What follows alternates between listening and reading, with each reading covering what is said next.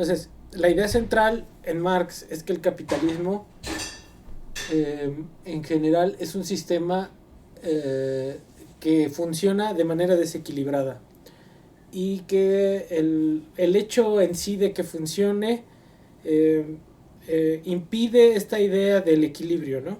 O sea, porque no es un sistema en términos de planificación, no se planifica la oferta, lo que se produce ni se contabiliza la demanda, ¿no? Se está tanteando, es un sistema que está tanteando, produzco tanto a ver si se vende. Entonces, no opera esta idea de la oferta en términos de SEI, de que la oferta cree su propia demanda, ¿no? Además, a diferencia del modelo, cuando estamos viendo ahí ese circuito de la reproducción simple, eh, todo se consume y todo se vende, ¿no? Pero cuando ya hay acumulación y cuando no hay certeza de que esa acumulación se vaya a gastar en determinados bienes, pues ese es el problema. Entonces, una forma en que puede el sistema capitalista está en constante desequilibrio. Entonces, la crisis es natural al sistema capitalista. Entonces, esa es digamos, la visión de Marx. Ahí hay una crítica ahí que señalan acerca de esta visión en cuanto a la interpretación que entienden de Marx. Por ejemplo, Rudolf Hilferding argumenta que esta visión a ver, pasamos al final de la clase a presentar. A ver, Pablo, ¿cómo está la cosa?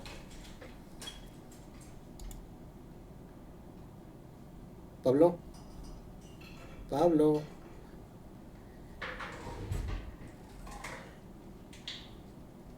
Ok, entonces les dejo que unos... ¿Cuántos minutos quieres, Pablo?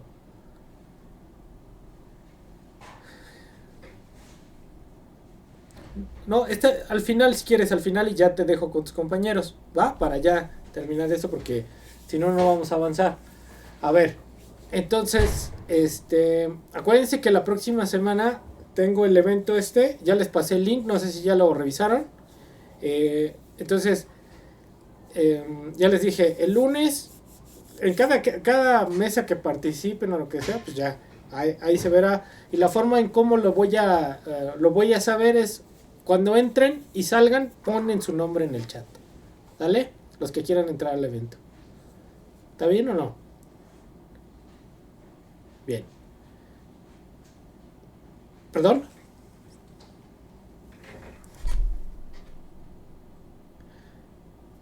No. O sea, por ejemplo, empieza el evento, yo los voy a pasar, porque yo los voy a estar ahí administrando el Zoom.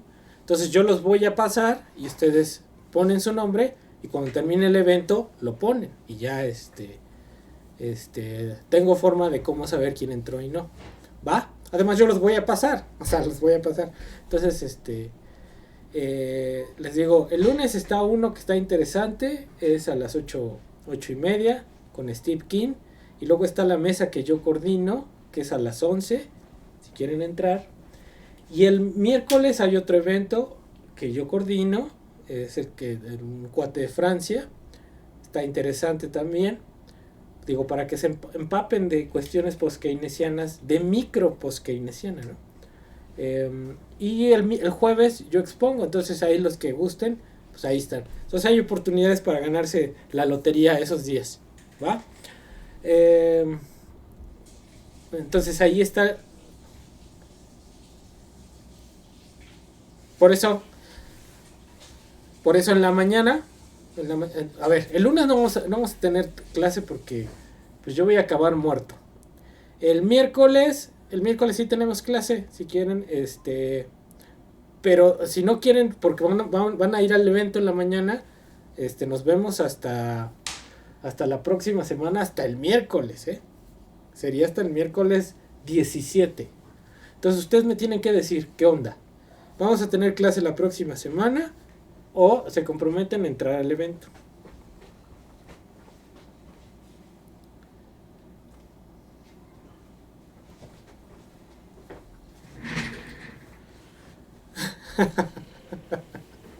Ok, entonces ya. el acuerdo es ese. Entonces, lo que entre, pues ya su puntacho, ¿no? Entonces, nos estamos viendo ahí. A ver, bueno. Eso es una cosa, ¿no? Entonces, si es eso, apunten. No nos vamos a ver la próxima semana. Nos veríamos hasta el miércoles 17 de noviembre. ¿Sale? O sea, no nos vamos a ver en clase, nos vamos a ver allá. ¿Sale? Entonces ahí lo voy a poner de todas maneras ahí en el Classroom para que no se les pase.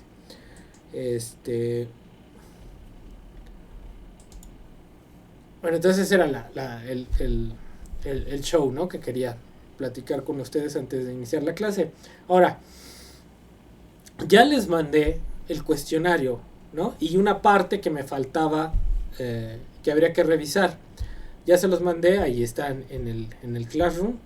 Tanto la segunda guía como las preguntas que me hacían falta de la primera guía.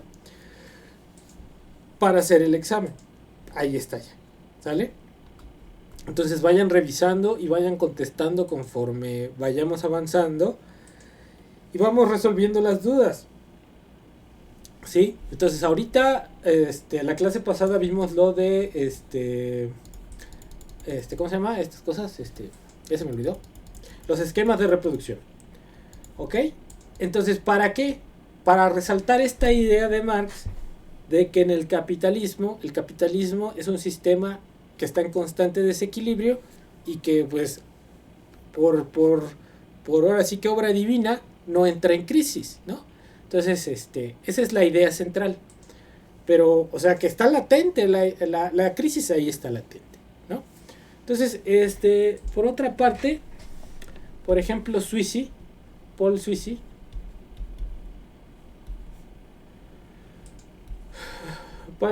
Sweezy, ¿cómo se escribe? Creo que es así. Sweezy. No me acuerdo si es con... Ah, espérenme. Voy, espérenme tantito. Entonces, a ver. ¿Ya están viendo? Ok, entonces,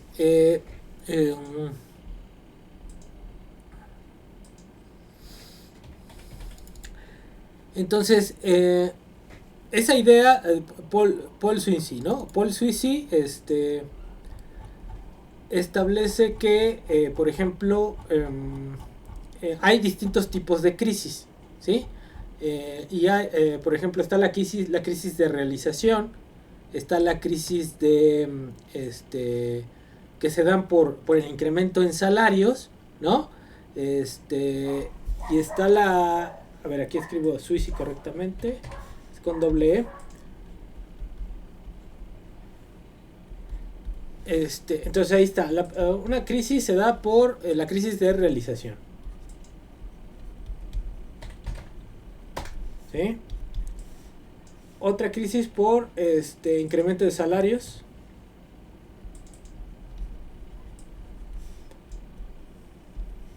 Incrementos de salarios. La otra que le llaman la crisis por desproporción. A ver, espérenme. Están entrando.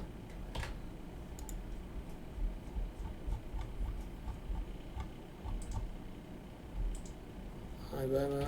Ok. ¿Sí? Entonces, a ver, ¿qué dice? Me parece que ya está grabando. Sí, ya estoy grabando. A ver. La crisis por desproporción.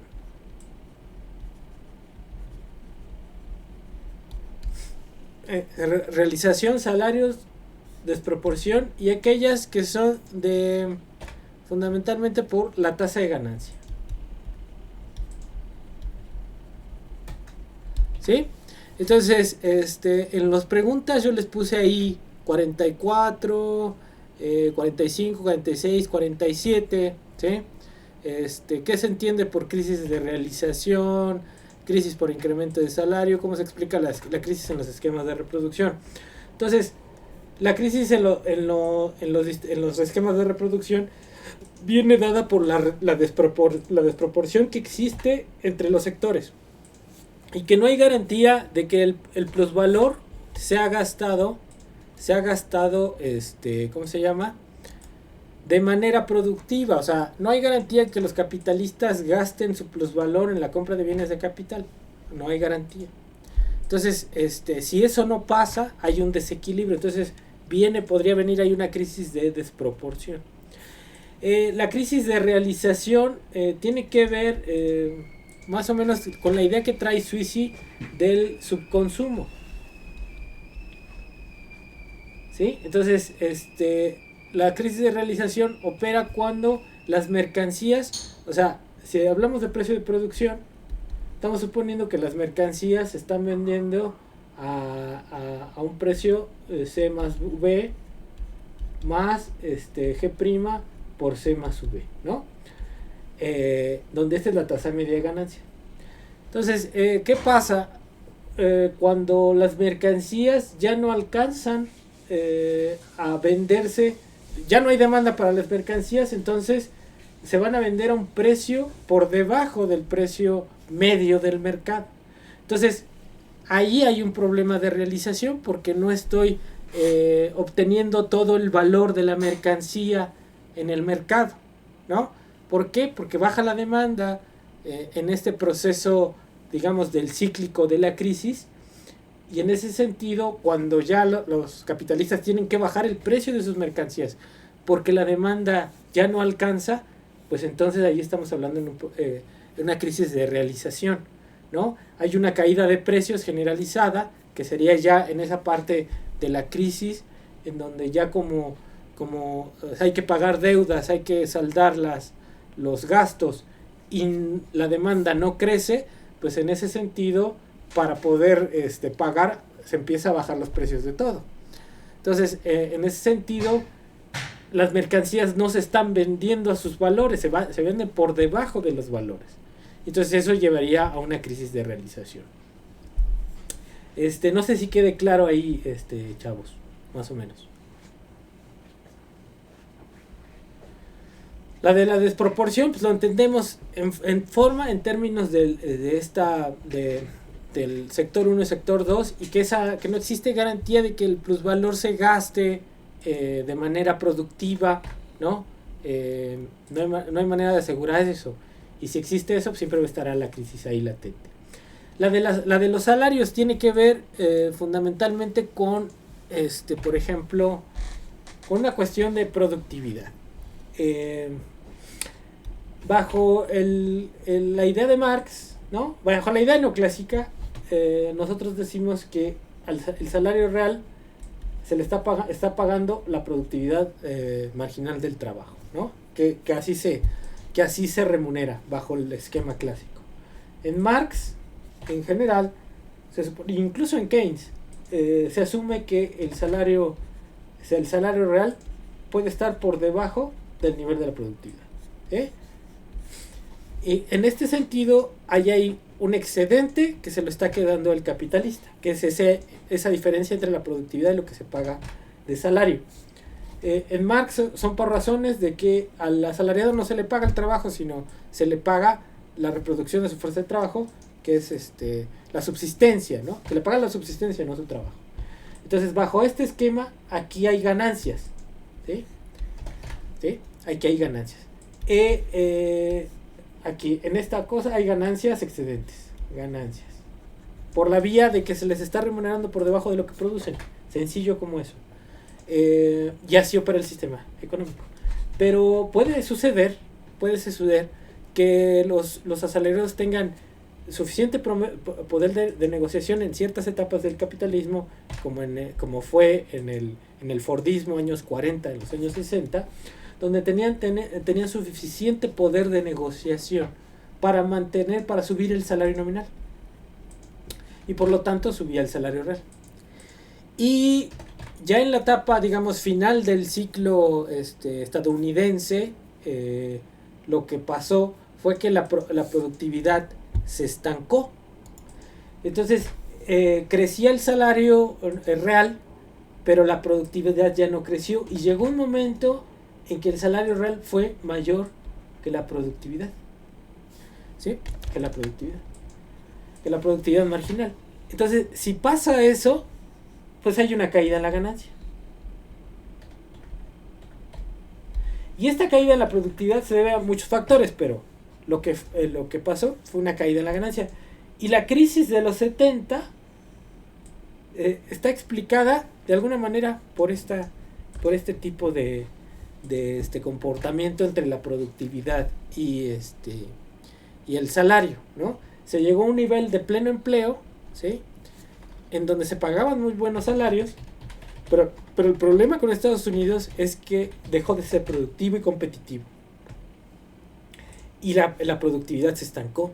Entonces, se le juntaron esos dos factores: sindicatos fuertes que empujaban por salario a la alza y una productividad que se tendió a estancar ya al final de los más o menos como 65 finales de los 60. Entonces eso propició la caída de la tasa de ganancia, lo que llevó a la crisis de los 70.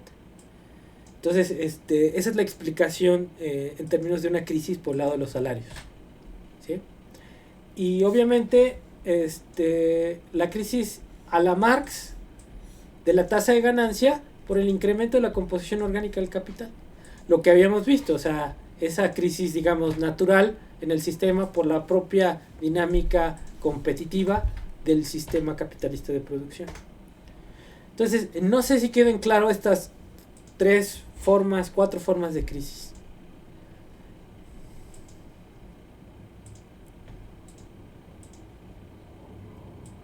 Sí, o sea, la tasa de ganancia, pues es la que hemos ido explicando desde antes de pasar el examen, ¿no? O sea, la tasa de ganancia, la crisis por tasa de ganancia se explica por el propio comportamiento competitivo, ¿no? Entonces las empresas para poderse quedar con mayor mercado, pues van a seguir innovando. Y lo que van a hacer es elevar el capital constante, ¿no? Ya sea porque compran más máquinas, porque están creciendo en el mercado o porque están adquiriendo tecnología. Y esto pues va a llevar a un incremento de la composición orgánica del capital que al final le va a pegar negativo a la tasa media de ganancia, ¿no? Y entonces eso completa el ciclo de manera natural, digamos, ¿no? La tasa de ganancia es cíclica en la medida de que bajo un paradigma tecnocientífico se llega a un ciclo, ¿no?, de rentabilidad. Entonces eso ya es algo natural del capitalismo. Y nosotros vimos las causas contrarrestantes que podrían tener esa tendencia decreciente de la propia dinámica del capitalismo. Entonces esa es la crisis que se da por tasa de ganancia per se, ¿no? Por la propia dinámica del sistema capitalista a acumular, a competir, ¿no? Esa es la idea de la crisis por tasa de ganancia. Entonces repito, esta es, digamos, la clásica, la crisis que se da clásica por la caída de la tasa de ganancia. La de desproporción por de los esquemas de reproducción, por la desproporción entre los sectores, entre la oferta y demanda entre los sectores, una cuestión sectorial, y que pues no está planificado y que no hay garantía de que los capitalistas inviertan todo lo que están ganando de plusvalor nuevamente en comprar bienes de capital. No hay garantía. La de los salarios, cuando los salarios van subiendo y la productividad, también por una cuestión natural del sistema capitalista, puede llegar a estancarse, ¿no? Y obviamente la de realización, cuando por ciertas circunstancias ya no se pueden realizar las mercancías. Eso podría ser ya en las etapas finales del ciclo económico, cuando cae la demanda, ¿no? Cae la demanda porque hay desempleo. Entonces eso lleva a un círculo vicioso que al final desencadena en la crisis, ¿no? Entonces esas son, digamos, los 4 tipos de explicaciones que hay de la crisis en Suiza. Estamos en Suiza, ¿no? Entonces, no sé si tengan hay dudas de las 4 formas. o algún comentario o lo que sea.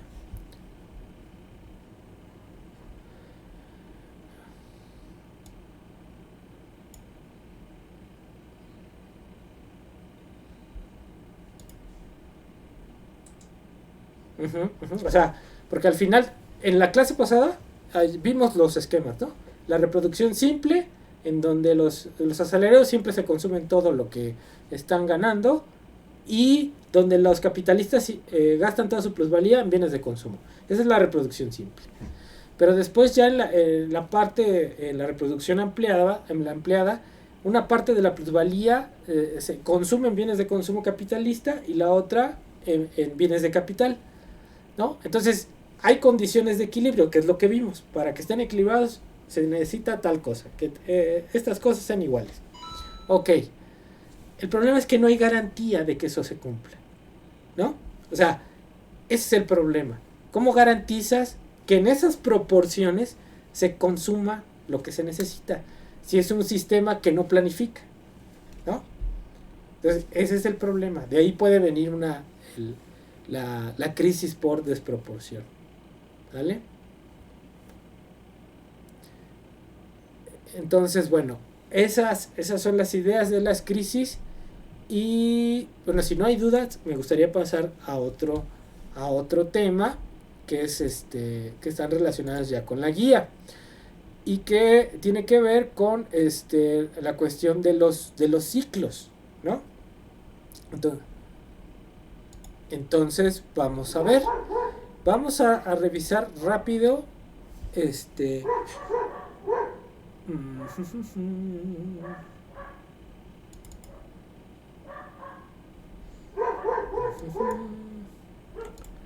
déjenme ver acá donde está mi lectura que quiero ver. Alan Freeman. Vamos a leer a Kondratiev así rápido. Déjenme dejar de compartir. Entonces, bueno, es una parte. Entonces, hemos estado revisando tasa de ganancia, precio de producción, crisis, ciclo económico. Revisamos el vínculo entre las variables, digamos, financieras, tasa de interés, el comportamiento de los bancos, bolsa de valores, ¿sí? En esas fases del ciclo. Bien, ahora vamos a entender un poquito de cómo se conceptualizan los ciclos, ¿sí? En términos, por ejemplo, Kondratiev, que es el clásico, habla de los ciclos y cómo los observa en el tiempo, en la historia, a través del ciclo de los precios de las mercancías. Entonces va a ver los índices de precios, ¿sí? Entonces en la etapa de auge, pues hay crecimiento de precios, y en la etapa de recesión hay deflación, hay decrecimiento de precios, ¿no? Era lo que estábamos viendo nosotros allí en las fases del ciclo, cómo se vinculan. Pero es interesante revisar un poquitín, pues cómo lo veía Kondratiev, que es el clásico, ¿no? Entonces vamos a revisar tantito, hay una parte de Kondratiev, para que vayamos viendo cómo lo está revisando, ¿va? Entonces, ahí va. ¿Ya lo están viendo? Entonces, este es el artículo clásico de Kondratiev, ¿no? Y se llama las ondas largas o las ondas largas o las olas largas en la vida económica, y es de Kondratiev, ¿no? Fíjense de qué año es, 1979, ¿no? Entonces, vamos a revisar aquí. Y fíjense, entonces, vamos a empezar. Dice, la idea de que las dinámicas de la vida económica en la sociedad capitalista, dice, no es tan simple y lineal, sino es más compleja y de un carácter cíclico, que ahora en nuestros días se reconoce, ¿no? Entonces, lo que él observa en sus análisis históricos es que el capitalismo se ha venido desarrollando de manera cíclica, con fases de expansión y fases recesivas, ¿no? Fases de expansión, ruptura, recesión, crisis, recuperación. Así se ha vivido el capitalismo, ¿no? Dice, cuando en economía hablamos de ciclos, generalmente nos referimos a ciclos de 7 a 10 a 11 años, ciclos de negocios de 7 a 11 años. Entonces, empieza a analizar primero y nos da un concepto de lo que es el ciclo de negocios. El ciclo de negocios es un ciclo corto que tiene que ver con un periodo de 7 hasta 11 años. ¿Por qué 7 hasta 11 años? ¿Por qué creen que el ciclo de negocios dura entre 7 y 11 años?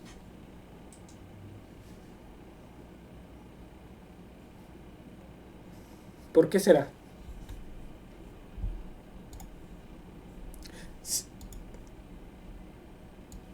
Sí, pero ¿a qué está atada esa?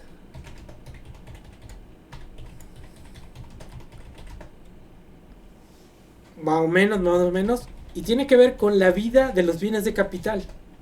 ¿Sí? O sea, la vida útil de un bien de capital. La vida útil de una tecnología. ¿No? ¿Cuánto tiempo vamos a explotar un cierto bien? Por ejemplo, a ver, en los celulares, ¿cuánto duró el diseño del celular con teclado físico? ¿Se acuerdan o no? ¿Cómo cuánto?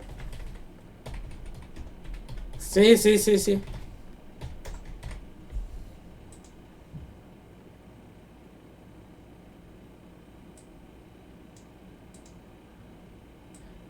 A ver, Jennifer, ¿querías decir algo? Más o menos un 10 años, fíjense. Si ustedes se meten a internet, pueden ir viendo ahí los Nokias, si quieren. Y empieza más o menos, Nokia empieza, ya los modelos más o menos chiquitos estándar, a ver aquí hay unos 10 años, eh, empezaron como a venderse muy bien desde 95 ya más estandarizados. Después llegó en el año 2005, ya estaba el Nokia que se le cambiaba la cosita esa, 2005. Y de ahí, como hasta, ¿qué será? 2008, cuando ya empiezan a salir los celulares, ¿cómo se llama? Touch, ¿no? Entonces, eso ha llevado cierto ciclo, 5, 7 años, 10 años, pero no más. Entonces, esa tecnología también requiere que un tipo de maquinaria específica para producir ese tipo de celulares. Entonces, esos ciclos de negocios están, digamos, ligados al producto y a la tecnología con la que se produce. ¿Sí? Bueno, seguimos viendo la lectura, ¿verdad? Se están viendo la lectura, ¿verdad? Sí. Dice, pero esos de 7 a 11, movimientos de 7 a 11 años, son, dijo, obviamente no son el único tipo de ciclos que existen.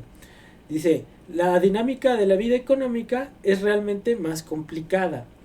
Dice, en adición a los ciclos mencionados arriba, dice, de los cuales estamos de acuerdo y que podríamos llamar intermedios, ciclos intermedios. Entonces, ahí ya está diciendo Kondratiev, estos son ciclos intermedios. Hay ciclos de 7 a 10, 11 años que están dentro de otro ciclo. Van a decir, fíjate, la existencia, dice, de ciclos cortos, dice, de 3 y de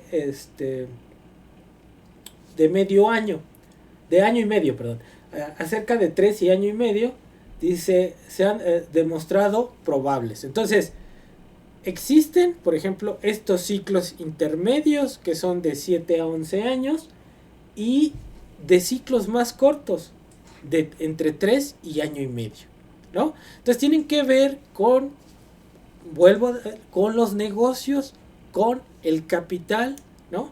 Entonces, ahora por ejemplo, fíjense, cada cuando se cambian los celulares.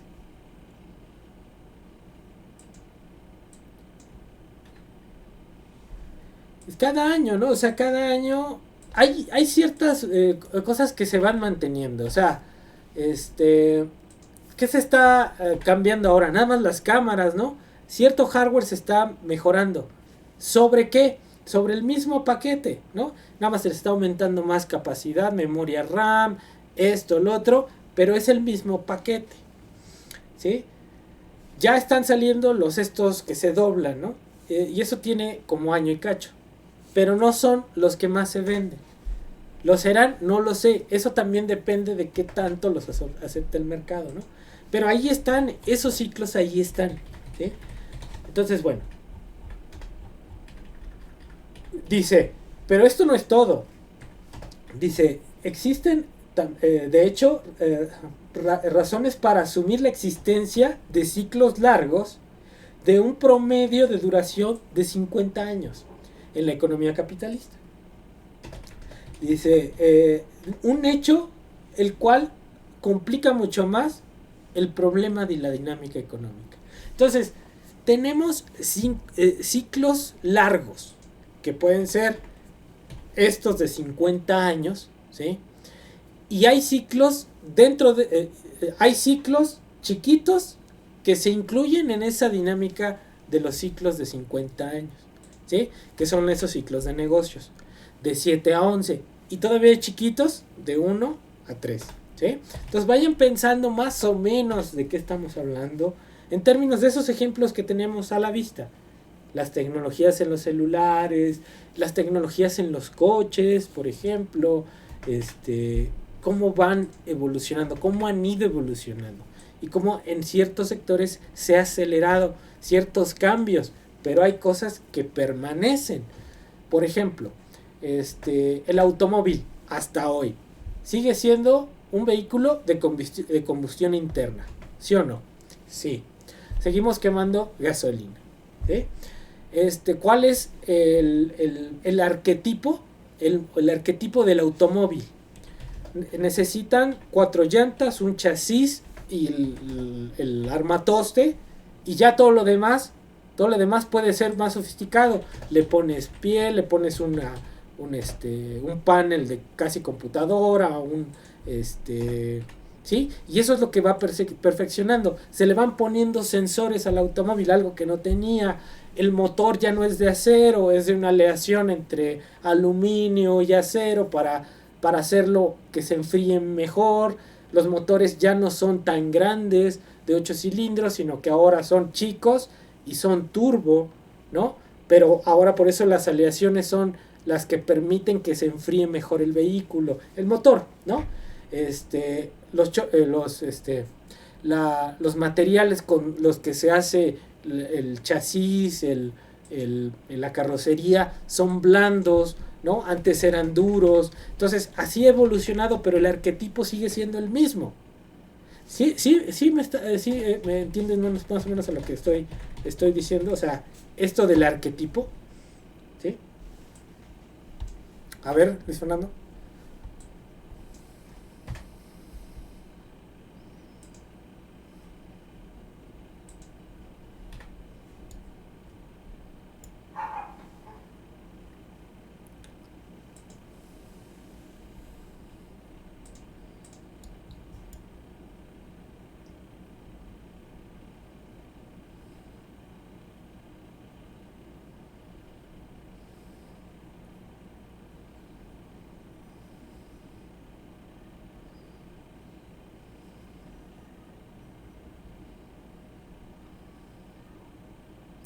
Tiene que ver la competencia, ¿no? O sea, ¿cuánto duró?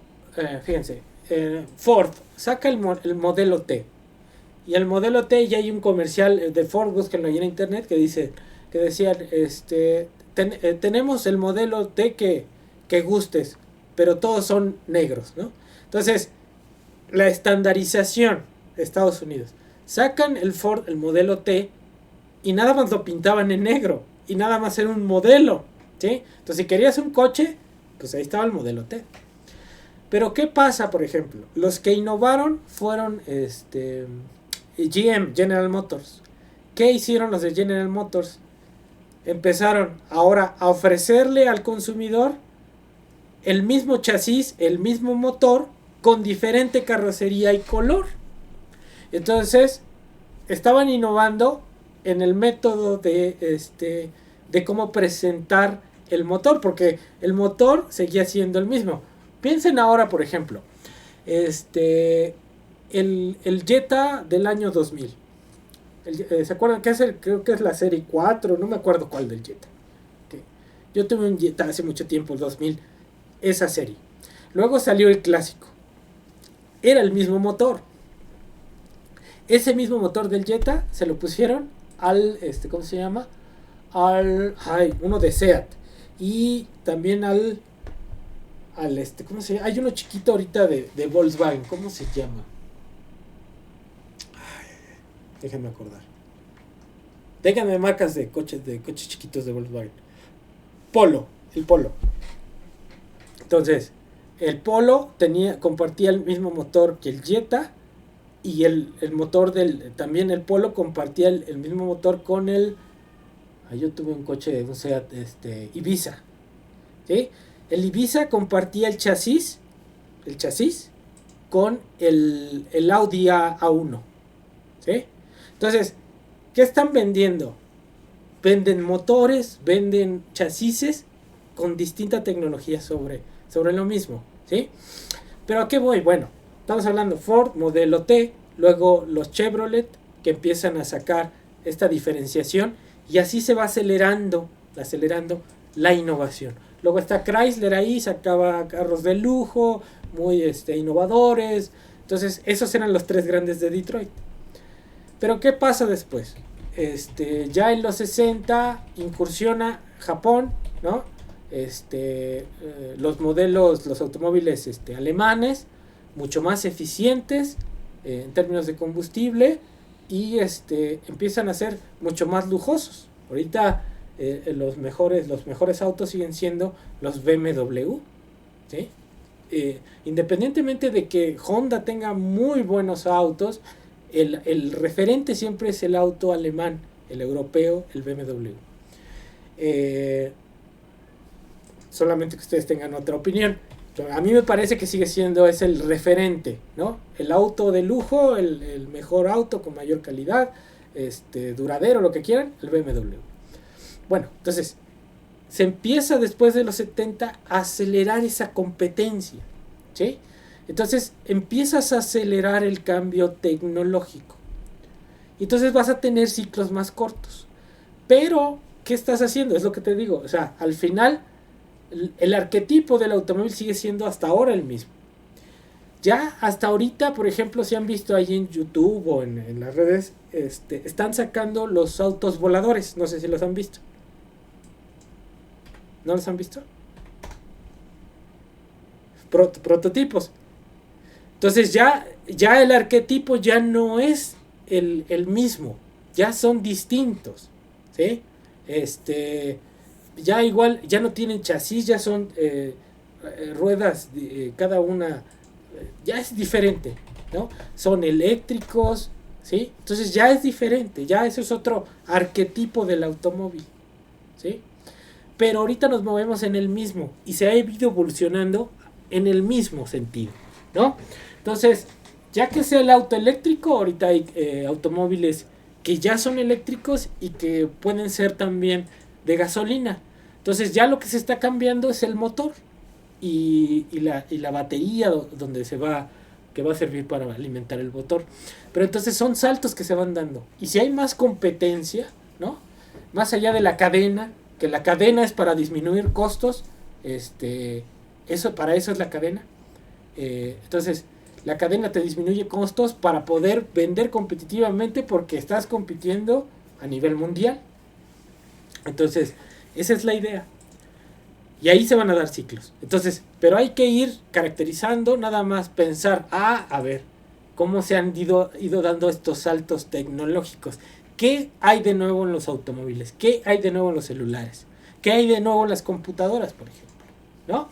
Entonces, eso es lo que hay que reflexionar y hay que ver qué tanto han durado las tecnologías que en tanto y tanto tiempo se mantienen durante cierta regularidad como componentes del arquetipo de una computadora, el arquetipo de un automóvil, ¿no?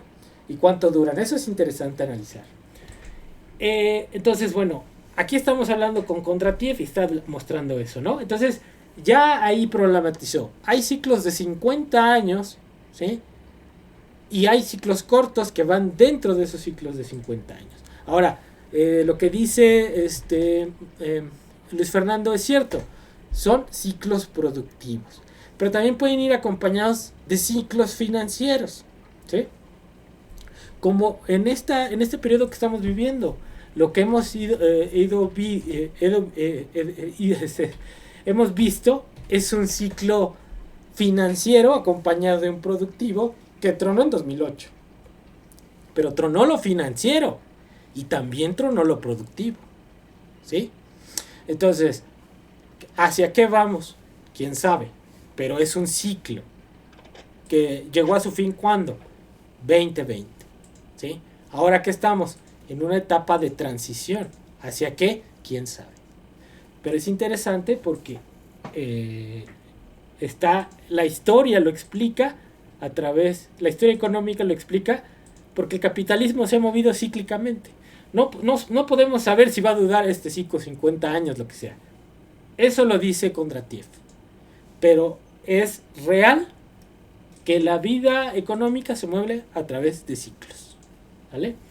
Dice, fíjense aquí dice, en el siguiente estudio no estamos preocupados con la cuestión, con los ciclos cortos, no nos interesa analizar los ciclos cortos, dice. Dice, ¿ellos existen? Sí, dice. ¿Y cuáles son las características? ¿Cuáles son cuáles son sus características, ¿no? Dice, nosotros lo que nos interesa es discutir los ciclos largos, ¿no?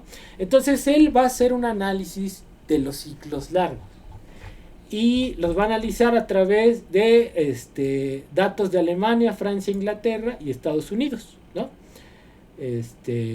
Y lo que va a hacer es analizar estos ciclos a través de los precios, ¿no? Entonces, entonces ahí va a construir los ciclos. Luego dice, fíjense, para los elementos del segundo grupo, bla, bla, bla, dice, hay ciertos elementos financieros, los intereses, salarios, bancos depósitos, elementos de carácter mixto, financieros y factores naturales, por ejemplo, el volumen y el valor del comercio exterior, o elementos naturales, ¿no? Reportes de la producción de diferentes industrias y todo. Entonces él va a considerar todo este tipo de información para hacer sus ciclos. Lo interesante es ver las gráficas que presenta. Y por ejemplo aquí va a presentar, ¿no? Los índices de precios al por mayor.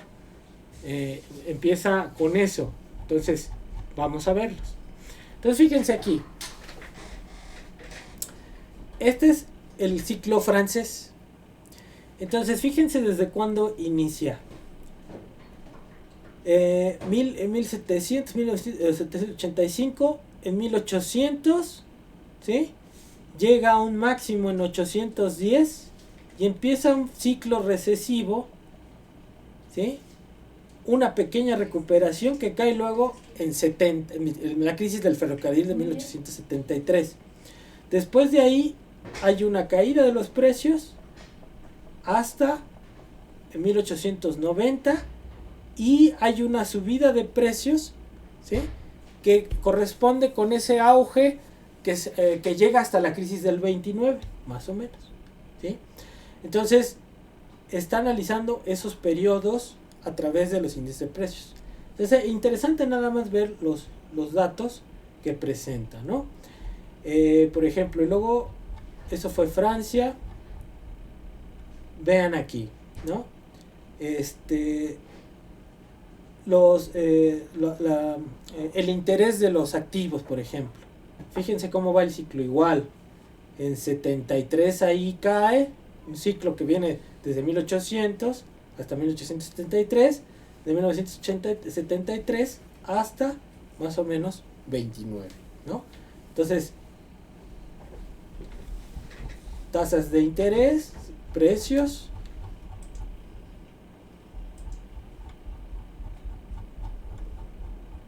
Fíjense aquí. Los salarios en Inglaterra. 1800 va subiendo, llega al máximo, van decreciendo los salarios, llegan a 850, luego vuelven a subir, crisis del 73, por aquí, vas para atrás, 1873, y vuelven a llegar a 85, vuelven a subir un poquito los salarios, pero ya no al nivel que tenían. Pero son cíclicos, movimientos cíclicos, ¿no? El comercio exterior en Inglaterra igual, cíclico, ¿no? Entonces eso es lo importante, cómo va detectando él sus ciclos a través de esos indicadores, ¿no? Por ejemplo, la producción de, ¿cómo se llama? El coal es carbón, ¿no? La producción de carbón. Fíjense, 850, la crisis del ferrocarril en 73, vas para abajo y vuelve otro ciclo, ¿no?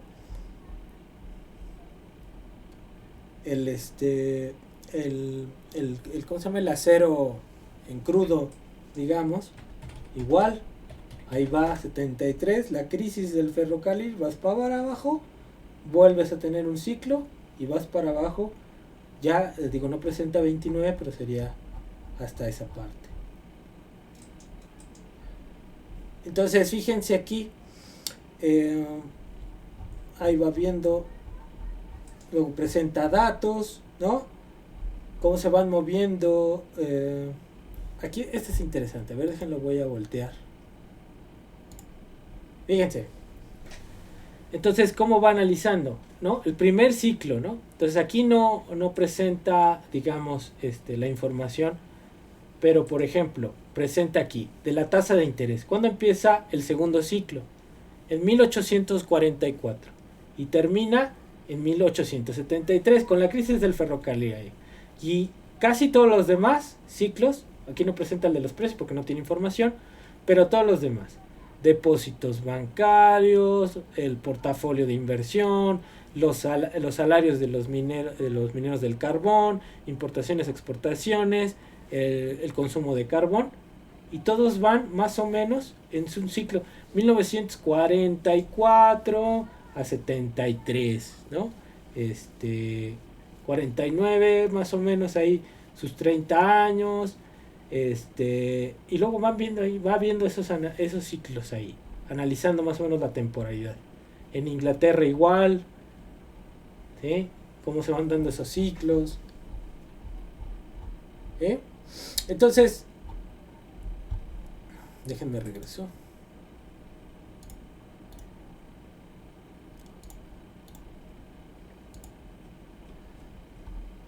Fíjense, entonces aquí él ya determina sus ciclos. La primera,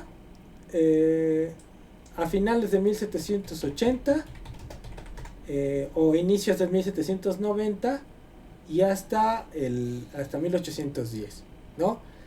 Y luego el decline de 817 hasta 1840-51. Luego la segunda de 1841-51 hasta la crisis del 73 más o menos, 70-75, y hasta 1896 que llega al final. Y el tercero viene de 1896, ¿no? Hasta 1914, ¿no? Y nosotros sabemos cuándo acabó, 1929, ¿eh? Entonces, más o menos ahí va viendo ese tipo de series, y él detecta esos movimientos cíclicos en el capitalismo, ¿no? Entonces, ya resumiendo, es interesante más o menos cómo hace su análisis de los ciclos en términos de los indicadores económicos que presenta. Y por ejemplo dice, dice la duración de los ciclos largos fluctúa entre 48 y 60 años, ¿no? Dice, entre 48 y 60 años, 48 y 60 años, ¿no? Entonces, ya voy a dejar de compartir.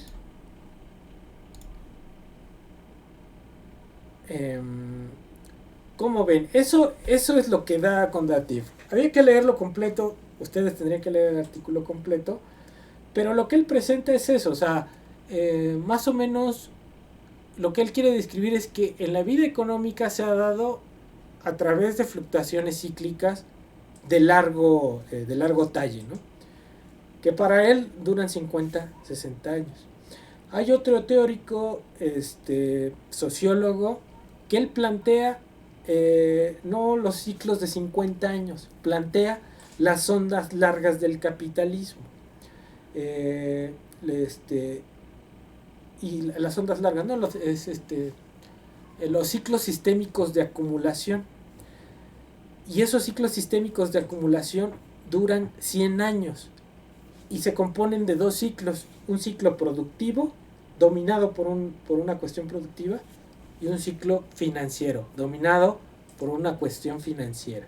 Entonces, ese es un ciclo sistémico de acumulación, ¿no? Giovanni Arrighi. Y ahí tienen, por ejemplo, un libro seminal que se llama El largo siglo XX, donde describe los ciclos sistémicos de acumulación. Y, por ejemplo, caracteriza una fase productiva, el cuarto ciclo sistémico de acumulación, de 1940 a 1970. La fase productiva. Y después la fase financiera, después de los 70 y hasta, duraría hasta 2008. ¿Sí? Esa sería la fase financiera de ese cuarto ciclo sistémico, ¿no? Y que termina, digamos, llega a su máximo en 2008 y a partir de ahí pues hemos vivido un proceso recesivo hasta 2020. Entonces ese sería el otro ciclo sistémico de acumulación, ¿no? Una fase productiva de 1940 a 1980, digamos, y la fase financiera de 1980 hasta 2018, ¿no? Entonces ese es otro tipo de análisis que hace. Por ejemplo, Ernest Mandel se presenta así las ondas largas, y las ondas largas no están descritas en términos de los indicadores económicos, por ejemplo, que presenta Kondratiev, sino en términos de la tasa de ganancia, ¿sí?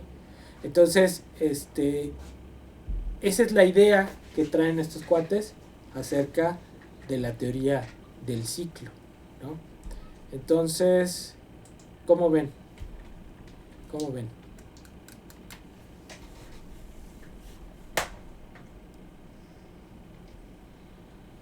¿Ya se fueron?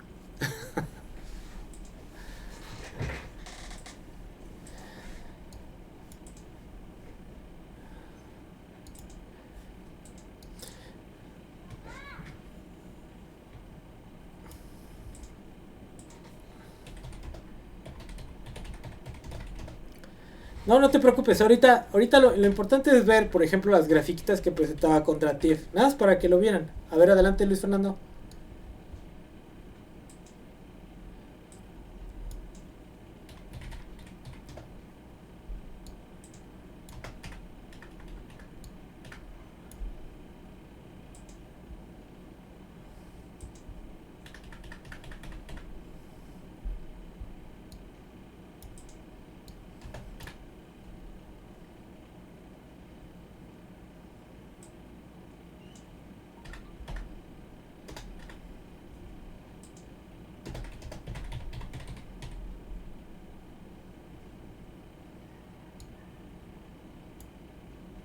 Uh-huh.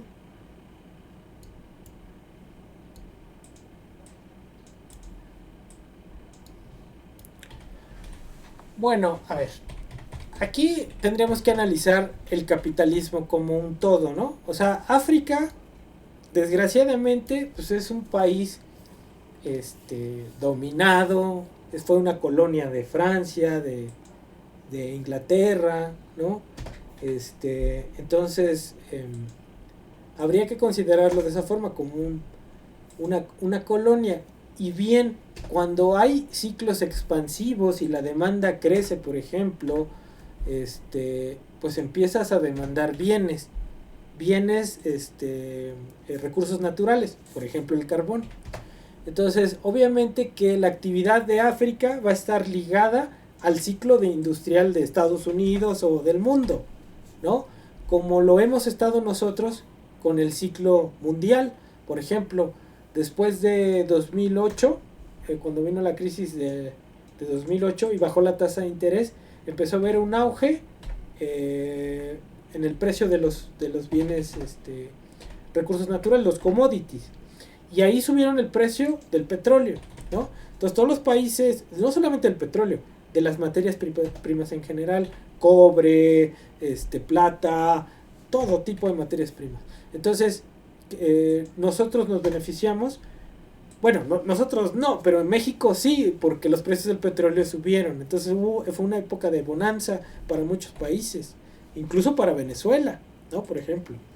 Y eso entonces te arrastra Venezuela, que nada más es puro petróleo, pero te arrastra el ciclo industrial, ¿no? Te arrastra la demanda, por ejemplo, energéticos de los chinos, ¿sí?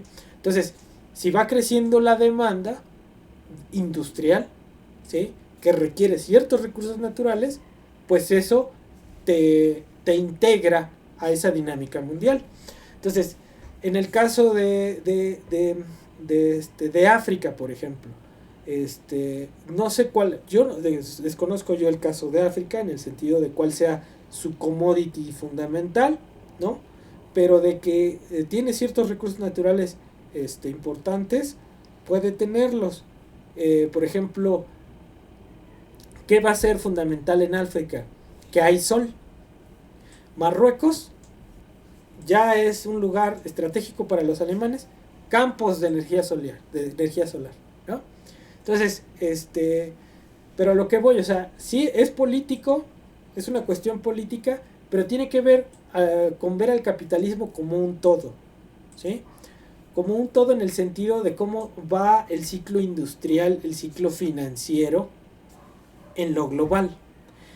Y esos ciclos industriales, financieros, van jalando a los demás, ¿sí? Entonces, aunque México no sea un país industrial, se ve afectado por el ciclo de los países industriales. ¿Por qué?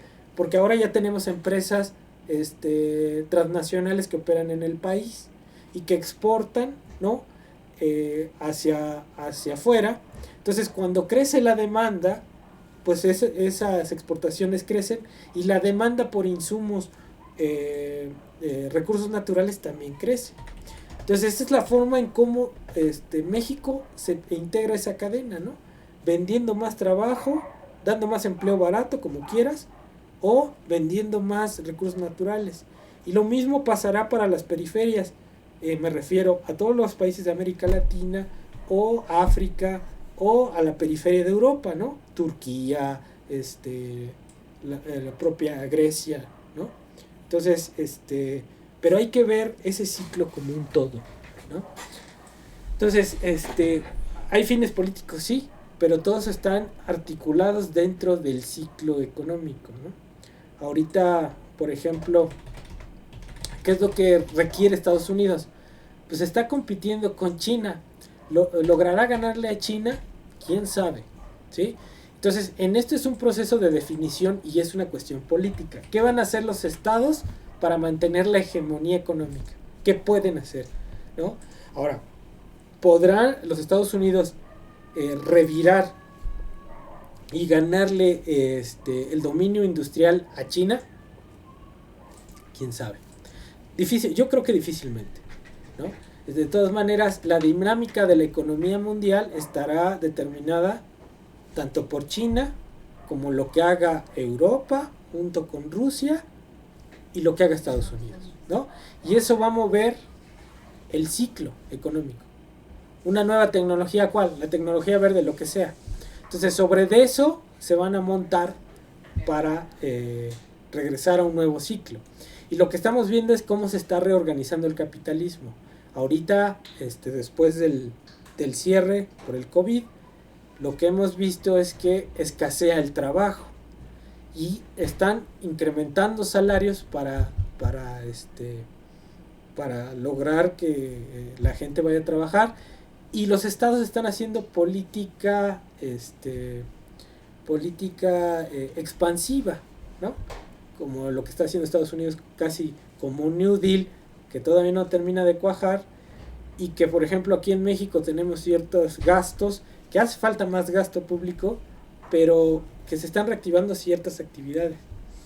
Entonces, bueno, eso demandará que mayores salarios, empezará a generar las condiciones, no ahorita, en unos 2-3 años, para generar tal vez un incremento en la demanda regional de los países que posibilite una recuperación económica.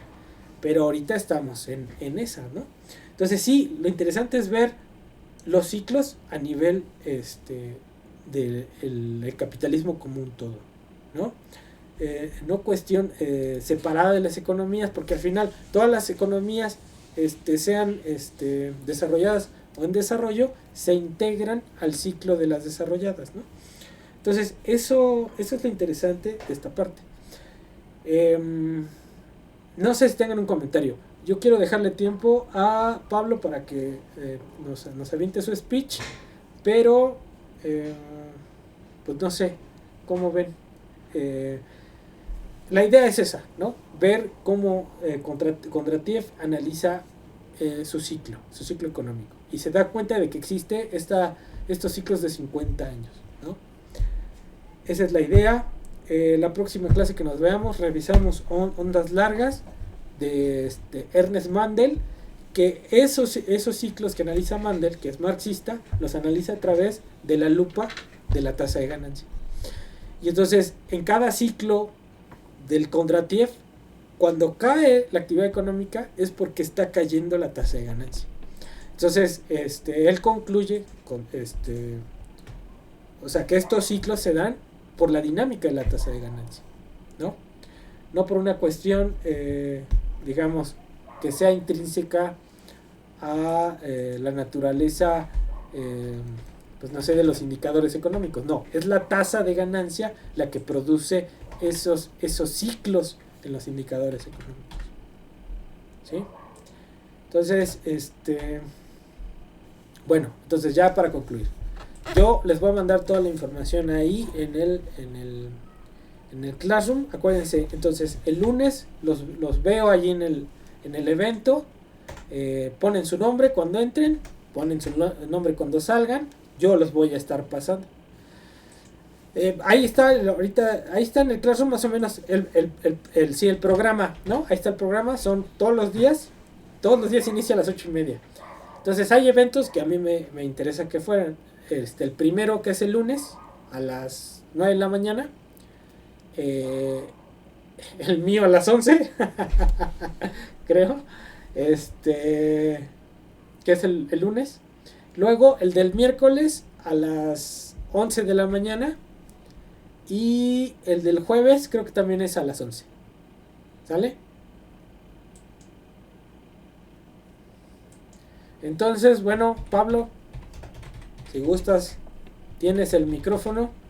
Te dejo como host. ¿Dónde estás, Pablo? Ándale, pues. Y yo los veo la próxima semana.